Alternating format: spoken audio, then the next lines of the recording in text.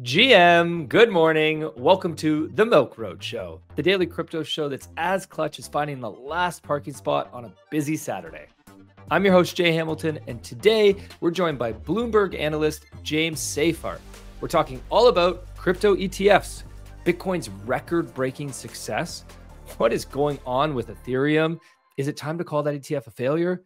Who's next? Applications have been filed for Solana and Ripple ETFs, with other tokens expected to follow. What token will get the next ETF and when? And finally, are the ETFs good or bad for crypto ideals? Now, this conversation was recorded in person at Permissionless conference last week in Utah. This week, I want us to get to 10,000 followers on YouTube, and you can help by hitting subscribe. And if you do hit subscribe, you could win one of many prizes. Check the prizes in the show notes. I'm talking about our crypto investing masterclass, our Milk Road Pro subscription, and more. So just hit the subscribe right now. Also, if you post on Twitter or on Instagram showing that you're subscribed, a little screenshot, you'll get another entry to win. So make sure you do that. Before we jump into today's episode, we got to give a shout out to our friends over at Gemini. Discover Gemini, the US-based exchange built for new and advanced traders. As a special welcome gift, they are offering new customers $15 in Bitcoin just for trading. At Gemini, security is the top priority. As a licensed full reserve exchange and custodian, your assets are well protected. Plus, they offer cutting-edge security features like passkeys to keep your account safe. This exchange is setting the standard for compliance and innovation so you can trade with confidence. Head over to gemini.com/milkroad and start trading today to earn your $15 in Bitcoin. Sign up now and get ready to join the trading fun. James, coming from Bloomberg, expert on the ETFs. You're tweeting about them every day, all day. I don't know how you tweet as much as you do, man. Shout out. You just came off a panel with Jim Bianca that was titled The Great Debate, ETFs, bearish or bullish. Can you just set some context? Because I think for most of our listeners, to them, the ETFs are just good. It's all good. It's all just going to be more money coming in and supporting our bags. Why was there a debate? What were both those sides of the debate? Why would it be maybe a bad thing? I mean, it goes back to like some people are just, I think, just mid-curve it. Mm-hmm. At the end of the day, it's good. Like you said, it's more people be able to buy your bags. But the concern is, one, that it's kind of going against the ethos of what Bitcoin and crypto in general is supposed to be doing. It's decentralized finance. This is centralizing everything, which I kind of get behind. But at the same time, it's a free market, right? So you have BlackRock and Fidelity and Bitwise and these other firms. They're going to be launching these products, and they're going to be the bridges between the DeFi and TradFi world. One of the things that Jim thinks is bad about the ETFs and they're not as successful as other people think is because it's not really that many advisors that are buying it. So there's like just shy of 60 billion in assets in the Bitcoin ETFs. And there's probably about 2 to 2.5 billion that came from wealth advisors. A lot of it is retail. A lot of it is hedge funds, basically just using it as an arb trade, not actually long-term buy and hold. But even if you take that account, yeah, only 2 to 2.5 billion of the 60 billion in these products are from wealth advisors. One, that's still the most money in any product from wealth advisors that was launched in the last year. Okay. Plus, probably even more. I went back over a year and it's still couldn't find anybody. Nothing else was even remotely close. Okay. The only product that was close is an ESG fund, which was seeded by one other company. So it's literally, there's only one holder that's known, and it's the one person that seeded it. So it's like a completely different animal. Totally. Yeah. Okay. So I think the question that we're mostly going to cover today is, let's talk about Bitcoin ETF. Then we really want to talk about the Ethereum ETF and understand what's going on there, why it's not hitting projections, and if it's a failure, if we can call it dead, or if we still have time. And then I also want to talk about Solana and Ripple ETFs and the likelihood of them coming. First, let's focus on the Bitcoin ETF. In your mind, how is it what you expected? Is it as successful as expected? More successful? It's more successful than we expected. Yeah. I mean, they've taken in just shy of $19 billion in assets over the since they launched January 11th, which is an absolute smashing success. We thought they would take in billions, but yeah, there's nothing else I could say. Like, the amount of money that's poured into these things is unlike anything we've ever seen in the ETF market. And keep in mind, the US ETF market is multiple sizes larger than any other market in the world. So, I mean, these things are literally hitting home run after home run. The trading volumes are through the roof. Actually, that's a lie. Trading volumes were through the roof in March, February, and even into April. They've settled down a lot to $1 to $2 billion a day, which is still extremely healthy across like the entire group of them. So overall, it's been an absolute smashing success. And when you see like a healthy ETF ecosystem, right? When you're trying to see a healthy ecosystem that's growing, the line is not going to be straight up to the right. Like the assets are not going to go this way. One, because assets, like as the price goes down, assets are going to go down. So price indicates it, but flows is the number one thing you care about. And a healthy market is like you see money going in and then it drops a little bit because money comes out, and then it can't, but the trend is in one direction. And that's what we're seeing with the Bitcoin ETFs. Yeah, there's a couple billion that came out a few weeks ago. Pretty standard. It's not that crazy. That's going to happen with any ETF market. If we see something like 20% of the assets leave, the 20%, like, I don't know, $10 billion comes out over like a 1 or 2 week period, then I'll be like, okay, this is not a good look. But right now, the buyers and holders of the Bitcoin ETFs have been extremely strong-handed, diamond hands, if you will. And they're buying at lower ends, right? So the assets have been between like 50 to 65 billion since February. But the amount of Bitcoin that's been held is also on that trend going up. They're about 920,000 Bitcoin in the US spot ETFs. So that trend is going one direction. So yeah, the assets aren't great. The flows look strong, but they're continuing to gobble up Bitcoin, which is net positive if you're worried about price, because that's just going to take, some of the supply off the market. Yeah, definitely. You mentioned before a little bit about who's buying, and I want to just dive a little bit deeper into everything that I've heard is that it's mostly retail that's buying. Can you give us sort of an overview of who is buying the Bitcoin ETF specifically? Yeah, so the vast majority is definitely retail, aka people, we don't know who's doing it. Yeah. So they're not big enough to have to file a 13F report in the US. They're not a hedge fund or any other manager that would be doing this. They're not advisor networks that would be forced buying. So it's a lot of online self-directed retail, but that could also be from super high net worth individuals. We know for a fact there's a lot of money that has left the likes of Coinbase and Gemini and Kraken and bought these ETFs just because it's simpler. I know I've talked to some people who did it for estate planning purposes. It's just easier. So people who sold their Bitcoin and then bought the ETF instead. So just basically switched the way. Correct. So some of the buying, undoubtedly, you can see it. There's a lot of money that's come into these ETFs and the price should have gotten higher. But that's what they were selling. But the other problem, that's one of Jim's main things. Like, if of the 18 billion, 14 billion came from on-chain. And I'm like, where do you think it's going to come from? It's on-chain no matter how you slice it. A lot of people bought Bitcoin when BlackRock filed. So they filed in the summer, and like June 15th, I think it was. Bitcoin's trading around $20-something thousand. Yeah. And then, so like that run up from 20 to 40 when they ultimately launched to ultimately go into all-time highs in the 70s, like a lot of that was people front running the ETFs. The ETFs were the ETF launch was kind of like a white swan event for Bitcoin, in my point of view, and the opposite of a black swan. Because if you look at it, Bitcoin was outperforming everything else in the entire crypto world, largely because they were expecting this huge amount of money coming in, and that's what happened. And so, like, if you bet on that, you bet on them getting approved, and they get approved, and then it runs up from 20,000 to 40,000, even 70, you're going to sell your Bitcoin. Like, so yeah, some people were selling from Coinbase and what have you as people were buying and allocating to the ETFs. But I think that's just healthy price discovery as far as I'm concerned. I didn't even really answer your question about who's buying it. So, like, I would say 70% of the buyers of these things fall into that category. Retail, smaller. There is about 5 to 10% that is the advisor network. I think 6% is the highest I saw in an individual ETF. So we'll say 5% plus are from wealth advisors, the people that are ultimately going to be the biggest users of these things. It takes a long time before they can go through their due diligence process and actually buy those ETFs. So they are going to be a big player. Typically, like if you look at like other ETFs, they get to be like 30 to 40% of the holdings. Right now, they're at 5%. So we'd expect that to grow. One of the biggest users, if you look at the top of the largest holders of all these ETFs, they're all hedge funds and market makers. Your Citadels of the world, your Millenniums, your Jane Street, Virtu, all of those are huge holders of this. And it's not because they're like, I mean, maybe some of them are, maybe some portion of their holdings is because they're bullish Bitcoin. A lot of it is it's arb trading. They're going long the ETF, shorting the futures, and they're earning the little spread and the difference, and they're making money doing it. And honestly, it's a good thing because one, it's going to make the market across, no matter how you're getting exposure to Bitcoin, it's going to be efficient because they're putting billions and billions of dollars to work to make sure the market is efficient. And it's also good because that pumps up liquidity of the ETF. So adding liquidity to an ETF is like chumming the water when you're fishing. Like it just makes it so much easier to get the big fish involved. The institutions, the pension funds, they're not going to touch these things unless they're heavily liquid. And you have all these hedge funds playing in the space. It just bodes very well for long-term allocation from longer time horizon investors. So let's play this out for the rest of maybe the next year. Any expectations on what you think might happen moving forward?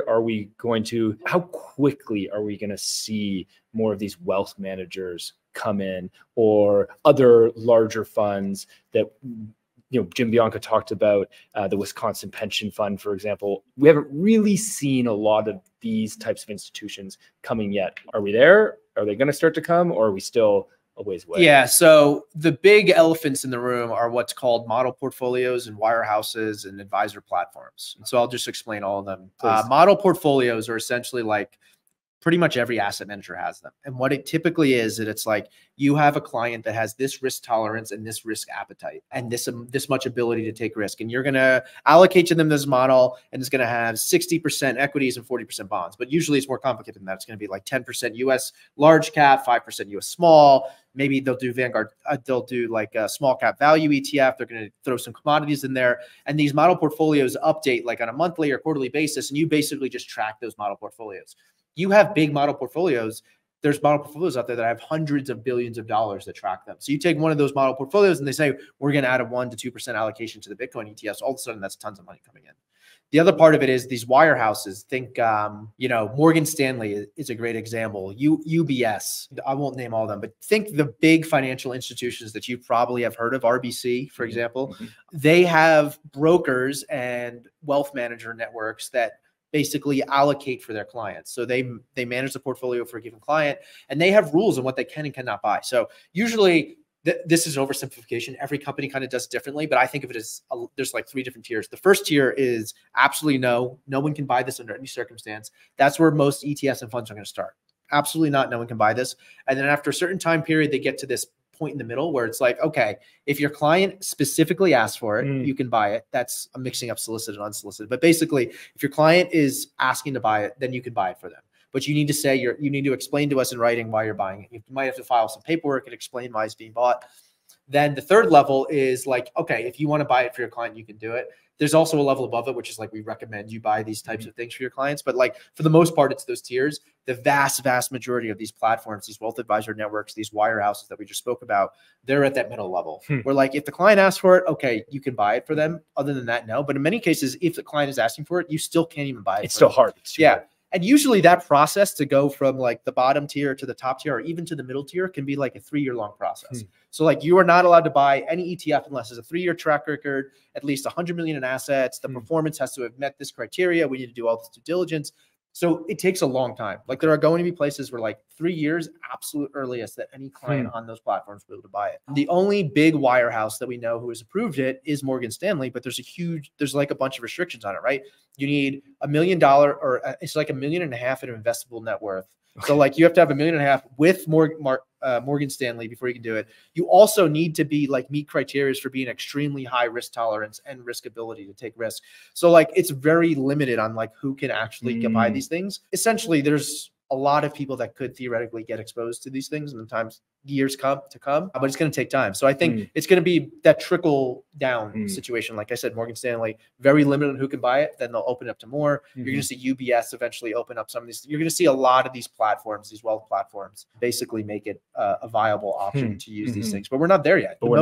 The most of the advisors we're seeing right now are these small IRAs, independent registered investment advisors. So you used to work at one of those wirehouses, and you go out and you take like 10-year clients with you, and you start up a new thing, and like, your compliance department is like maybe one guy or somebody who does like compliance for everyone else, and like, you can decide what you want to buy. So that's where a lot of this money is coming from. It's not coming from what people typically think of as like your broker advisor, because you likely aren't allowed to buy it yet. Very interesting. And when those brokers and advisors at Morgan Stanley do open up the pipelines more and release these restrictions, you would assume that that would lead to more larger flows, because that's where the amount of money that they are managing is much bigger than these independent. Oh, yes. Yeah. We're talking trillions of dollars in assets. But again, you got to realize only a certain subset of that trillions of dollars in assets is going to be interested in something like a Bitcoin ETF, right? So we'll say, conservatively, I don't know, 20% of people, 15% of people might even be remotely interested. And then of those 15% of people, they're probably going to only put like 3% or 5% of their portfolio. But again, when you're talking 20% and then 3% of that, you're still talking like tens, if not hundreds of billions of dollars that could come in from this space. So, and that's not even to talk about institutions and pensions and all that stuff, which we know are dipping their toes in the water. So who knows? I mean, overall, like, is this going to happen? There's no way to say definitively, but basically BlackRock, Fidelity, Bitwise, 21 Shares, all these companies are laying the groundwork to make it as simple as possible and answer all the questions that they can possibly answer to make people feel comfortable investing in these things. Yeah, yeah. And it's a good reminder that just because the ETF is launched does not mean that the pipeline has full access to everybody yet. Yeah, it's almost like they're cut off. They're not connected yet. The pipes aren't fully connected because you can't actually do anything yet. Okay, very interesting. Let's shift to the Ethereum ETF from the good to the not so good. Is the Ethereum ETF a failure? What's going on here? Can you give us some insight? So if you look at it as a group, because if you look at the Bitcoin ETFs, we talked about 18 billion. There was also 20 billion that came out of Grayscale's GBTC. Right. But on a net basis, the other ones did enough to take in money that they're positive 18. Right now, the Ethereum ETFs are negative. I think like 400 mil or something, 400 mil, 500 mil, something like that. Not great. But if you look at BlackRock's ETHA, their Ethereum ETF, that's the only ETFs that have had a more successful year than them are the Bitcoin ETFs. Really? So BlackRock's ETHA is an extremely successful launch. I think I don't know what their assets are. They're right around 2 billion. I think it's 2 billion. Yeah, I think they're under, but it's an extremely successful launch for BlackRock. As a group, they're not doing well.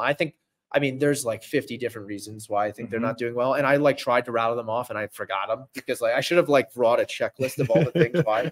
So like the first one is compared to Bitcoin, the like narrative around Bitcoin is very easy to sell, right? Yep. Digital gold, digital store of value, a scarcity, like done, simple. Everyone understands it. It's very clean. Ethereum, is it a decentralized app store? Is it the backbone of finance? Decentralized finance. I hear like 50 billion different things. It's also Ethereum is just more complex. Like it straight up is more complex. It's harder to wrap your head around. When you have the people like I was talking about, those advisors, these institutions that are just like trying to wrap their head around Bitcoin right now. They just put a 3% allocation to Bitcoin. And they're like, do I need to diversify and add an exposure to Ethereum? Right. Some people are, but obviously not many. It just launched 6 months after Bitcoin. So like that, there's not a huge time frame to like settle in. Like we got Bitcoin and now we have Ethereum. So like people just like, if you think about it, everyone's been talking about the Bitcoin ETF for years and years and years and getting ready for it. And Ethereum is kind of just in the backdrop. And then all of a sudden it followed suit like 6 months later. It almost would have been better if it had waited. Correct. I 100% think it would have been better if it had waited because people would have had more time. The other thing is Bitcoin ETFs, they launched partially because of the fact that they were going to launch into a bull run, right? Bitcoin was on an absolute tear. Momentum was going in a direction. You keep doing that, people start buying the ETF. It helps like propel it up to that $70,000 range that we saw, the all-time high. The Ethereum ETF launched into a complete downtrend, $2,000 Ether. You know, it also launched in the middle of the summer, which is like really worst time. Like people are like, it shouldn't matter. But like, if you look at volumes and interest in any sort of financial market, that time, July to launch, is like one of the worst times to launch. Like it's not great. And then the real overarching one that I think is the number one reason, which isn't the final reason, the number one reason is the fact that there's no staking in the ETFs. Ethereum investors, this is something that Jim said really strongly on my panel that I thought was really good, was ETF investors really care. They're very yield sensitive and really cost sensitive. There's a reason why these ETFs are doing so well. It's not just because they package Bitcoin. They're also ridiculously cheap. They're really efficient. They trade really well. People love that. We talked about how a lot of money probably left from like on-chain or more crypto-centric areas to come to the ETFs. That's not going to happen for Ethereum because you're giving up yield. Yeah, the fees are good, but like you're giving up a 3 to 4% staking yield. So that's hard. No one's going to do that. So the only people that would be buying these ETFs are people who want exposure to Ethereum and something like a a tax exempt account, like an IRA or something like that, because I want exposure to Ethereum and I want it in a tax deferred account. So I'm going to do it with these ETFs. Anyone else who's trying to get exposure to Ethereum, I'd rather just do it on the actual DeFi rails, right? And then the final thing is you just lose more utility with Ether when you put in an ETF wrapper. You take Bitcoin, put in an ETF wrapper, you lose utility. It's not your keys, not your coins. You can't really do anything with it. You can't actually move Bitcoin. You can only sell the ETF and get the Bitcoin back. So that's inefficient. But like you could do way more with Ether. Staking, you can use Ether like to do any sort of DeFi, lending, DeFi, and buying NFTs, like anything you can think of, any sort of gambling, like it's way more, you lose more when you put in the wrapper. So I think that hinders it too. So I think all of those things are kind of, hindering. So I think then finally, I also think because it's more complex, it would be a slower burn. I think no matter how you slice it, Bitcoin has been on the front of mind. People know Bitcoin. They often think of crypto and they just think, oh, that's just Bitcoin. Like you talk to normies, they don't understand that there's a whole other, it's Bitcoin. So I think it's going to be a slower burn. It's going to take, you have BlackRock, Fidelity, Bitwise, 21 Shares, Grayscale out talking to these advisors and investors and explaining what Ethereum is. And it's very different use case. Like I would make the argument that it makes sense more as like a tech play than necessarily the same way that a Bitcoin is like protecting your purchasing power. So coming back to the debate that you and Jim were having earlier on stage was around, are we following crypto ideals with the ETF? And when you talk about one of the biggest reasons why the Ethereum ETF hasn't worked is that you don't get the crypto utility. If you go and you buy the ETF, now you can't, you don't get the yield, you don't get the ability to borrow, to lend, to do all the things you can do on chain. Is that a good thing then in a way? Is that a good thing in that it is going to push people to actually buy Ethereum on chain and use it on chain?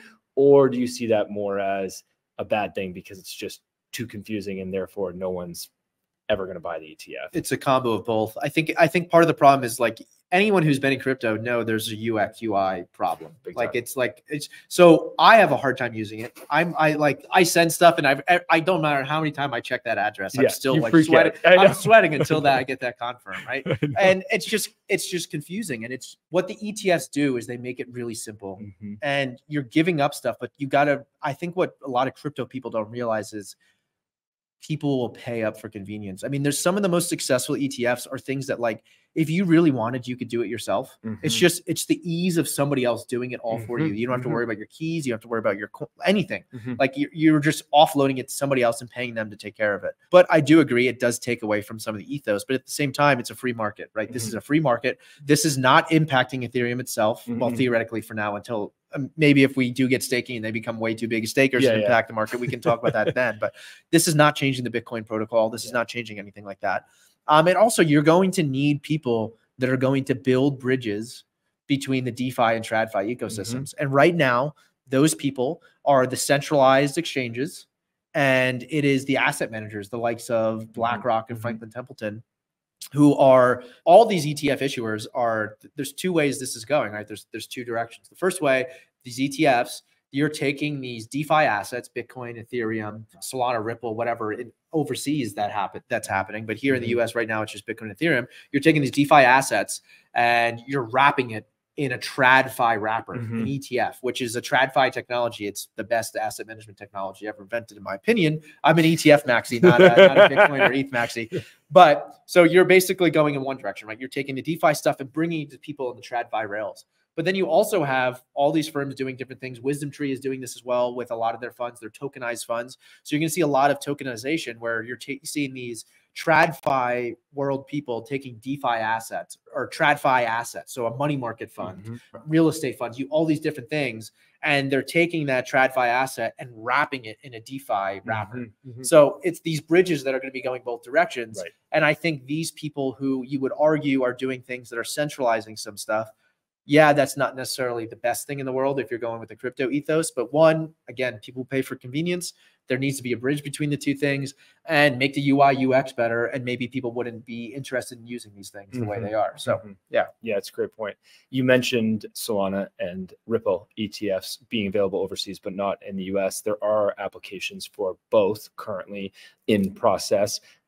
Any thoughts on the likelihood of getting those ETFs or other crypto ETFs? Yeah, there's in Europe, they're way more liberal. So there's a whole bunch of stuff out there. There's Polkadot ETFs. There was an FTX token ETF out there. They're way more liberal. In the US and in Canada specifically, they're a little more restrictive. Though in Canada, you do have staking Ethereum ETF. So I'm jealous there, I guess. Sorry. So your question about Ripple and Solana. One of my biggest pet peeves is people think like whoever wins the election is going to completely alter the US economy and the global economy. And like, that's just not the case. Like for the most part, no matter who's winning, like, or who's in office, it doesn't really matter. The economy is the economy. Yes, some things change around the edges. I do think though, that a Trump victory in November could alter the path of what we're talking about here. Right. Absent a Trump victory, or if Trump wins, yeah, we can be talking about a Solana or Ripple ETF or other ETFs within the next year or two. No matter what happens, it's not happening in early 2025. At the earliest, it would happen in late 2025. And even then, I would take the under. Okay. Like, things aren't going to change that quickly. Some other things. So you could literally need an active Congress to allow this to happen, because right now there's a lot of infighting between the CFTC and the SEC about who has jurisdiction over what. CFTC says it's a commodity. SEC says it's security. And nobody really knows who's actually in control of these things. So you get Congress to come in there and clarify like who's in control, who actually owns these things. All of a sudden that could make things a lot easier on like how these things need to operate. You set aside rules for like what can qualify to be an ETF wrapper, what doesn't, what's required. So right now, basically precedent says you need a regulated futures market, typically. So for Bitcoin and Ethereum, it's a CME market. And then you need a futures ETF, which technically you probably don't need if the futures market now at this point is regulated. There is no regulated futures market for Solana, Ripple, or anything else. So that would take years to build up enough volume and open interest before the SEC would even consider it enough under the current system.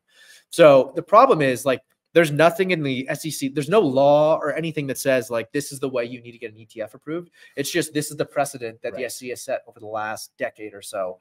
You need these things. So all of a sudden you come in, a new person at the SEC says, all right, the way they were doing it was stupid. We're setting up these new rules. You need these new requirements and all this stuff. And then you can launch an ETF. And like I said, even then, even let's say Trump wins, he gets in on January 20th and says all these things, changes the head of the SEC. I mean, you're still looking at very end of 2026 before you even get anything like this. And even then, and then you look at Kamala Harris. I mean, again, change in Congress, a bill from Congress or anything like that, you could like see some things happen. I think she will be slightly more positive than Biden has been, or slightly more constructive, but at worst, I think it'd be neutral to what we're currently experiencing. And for Ripple and Solana, that's not good. For Ethereum, that's probably not good for a lot of the DeFi ecosystem. For Bitcoin, I really don't think it matters all that much, to be honest. Like, Bitcoin is what it is at this point. So yeah, I mean, I could keep rambling, but I don't want. So why file for the Solana and the Ripple ETF? Like, that's an expensive thing for these firms to do. They obviously know the same things that you know. Are they? Like, is this just a shot in the dark that they're hoping, or is this a marketing stunt? Like, why would they even bother? It's a call option on Trump getting in. Okay, it's really what it is. They're making a bet that if Trump wins, we'll actually have a shot. We'll get lucky, basically. And it's not like, so they're spending money to file these things. It's not like all that money goes to waste. Like, these filings are still out there. It's not like they have to like redo them completely and like pay everybody to redo it. Like, the work is built in. So it's basically a call option. And if you can be first, it means a lot. If you look at the Bitcoin futures ETFs, ProShares got BITO out before anybody else, before Valkyrie, and I don't even remember who else was in there. But they got out first, and they took all of the market. They 95% of the assets, 95% of the volume, and that was just being a couple days earlier than everyone else. A couple days. Yeah. So like, if you can be first, it can mean a lot. Particularly if you maintain, like, you have good trading volumes, your fees are competitive. Like, it can mean like you have basically a cash cow for the rest of your life. So it's very important to be first. So they want to make sure they're having these conversations. And also, I think they want to have the conversations with the SEC. You got to realize that the Winklevoss twins filed for a Bitcoin ETF back in 2013 for the first time. So, you know, there's been a conversation for a long time with the SEC about this. It needs to start somewhere. And they know the odds of it getting approved are relatively low, but they want to start the conversation. And the one thing I did say, so act of Congress, change of SEC admin and presidential admin, some really binding court cases from the Supreme Court. Something like that happens, that could also create some clarity for what's required for an ETF. But I mean, the main problem with Ripple and Solana is the SEC actively is still saying Solana is a security, and they're actively saying Ripple is a security in some ways, and they're appealing the Ripple XRP lawsuit. So the SEC isn't giving up that fight. So I think under the current SEC admin, there's no shot that that's going to happen. And I think it's unlikely, if a Democrat wins in November, if Harris wins in November, that if she appoints somebody else, that he would change that stance. So yeah, it doesn't look good. And I mean, I don't know. I wouldn't count on Congress doing much of anything, but it does seem to be way more bipartisan at this point. There's a lot of Democrats that have joined the Republicans in the way that they view crypto. And we saw that with some of the votes over some bills in the spring. James, it's been a wonderful conversation. Thank you so much for joining us today. Thanks for your time. If you guys don't follow James on Twitter, we'll throw a link to your Twitter in the show notes, because you guys definitely gonna want to follow him. Tweets are amazing, and appreciate everything you do for us in the space. Thanks for the shout out. It was fun to be here. Thanks for having me. Awesome. Have a great day, everybody. Thanks for listening in. As always, if you liked today's episode, please hit subscribe and make sure you follow us so you don't miss out on the next one. There's also a link in the description to our free 5-minute daily newsletter where we simplify crypto for you while making you laugh.